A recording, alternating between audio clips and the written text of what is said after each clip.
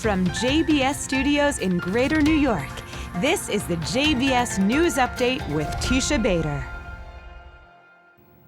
I'm Teisha Bader with the JBS News Update for Monday, June the 26th, 2017. We opened with a decision made by Israel's cabinet that is causing an uproar in the American Jewish community. The decision was announced to freeze progress on plans to implement a previously agreed-to compromise of a permanent pluralistic prayer section at Jerusalem's Western Wall. If you recall, back in January of last year, the government approved a historic compromise to create an egalitarian section at a part of the wall known as Robinson's Arch. But yesterday, the government announced that it would be suspending the plans of implementation. Now, it should be noted that Robinson's Arch is still available for mixed-gender prayer, but in a less official manner.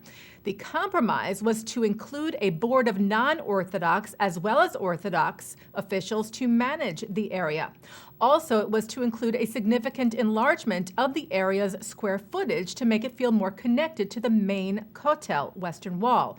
And access to Robinson's Arch would be via the single main entrance to the Kotel in the compromise, not a separate one. Those items are not being implemented as of the decision yesterday, all of which is seen as a retreat from the original agreement and a giving in to pressure from the ultra-Orthodox in Israel's Knesset. And leaders of the reform and conservative movements in Israel and here in the U.S., as well as several American Jewish organizations, are outraged. The Jewish Agency's Board of Governors announced today that it had canceled a planned gala dinner with Israeli Prime Minister Benjamin Netanyahu that was scheduled for tonight in light of the announcement yesterday. They also adopted a resolution calling on the Israeli government to reverse its decision, which they said has, quote, a deep potential to divide the Jewish people and to undermine the Zionist vision and dream of Herzl, Ben-Gurion, and Jabotinsky to establish Israel as a national home for the entire Jewish people. The agency's chair, Natan Sharansky, said that the government's decision will make efforts to bring Israel and the Jewish world closer together increasingly more difficult. The Union for Reform Judaism also canceled a scheduled meeting they had with Netanyahu later this week.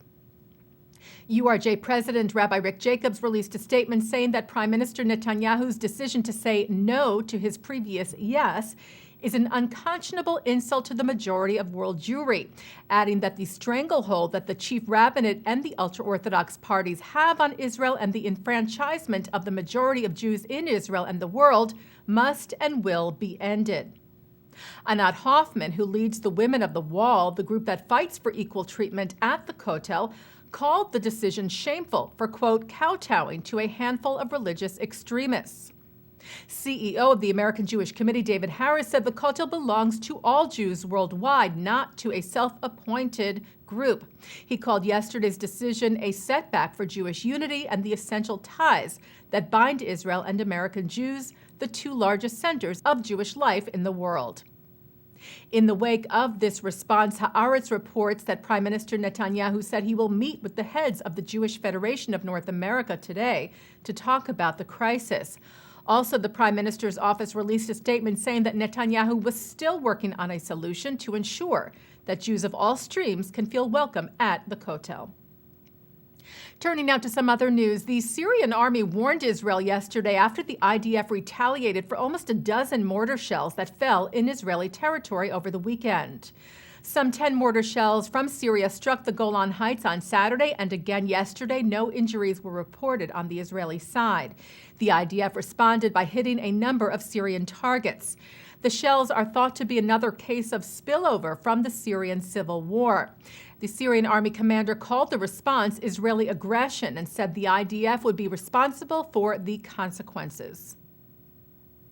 Several Jewish participants in a gay pride parade in Chicago this weekend were told to leave the event, reportedly because their flags had the Jewish Star of David on them, being told that the flags would make people feel unsafe.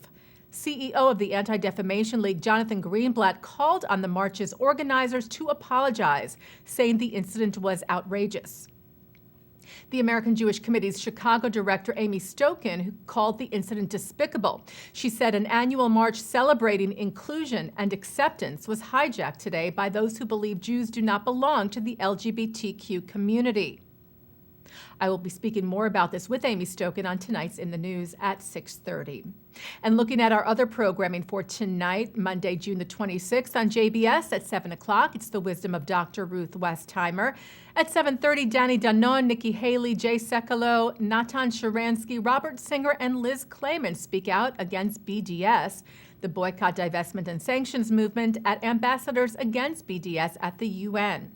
At 9 tonight, Mark Golub sits down with former National Director of the Anti-Defamation League, Abe Foxman, on L'chaim.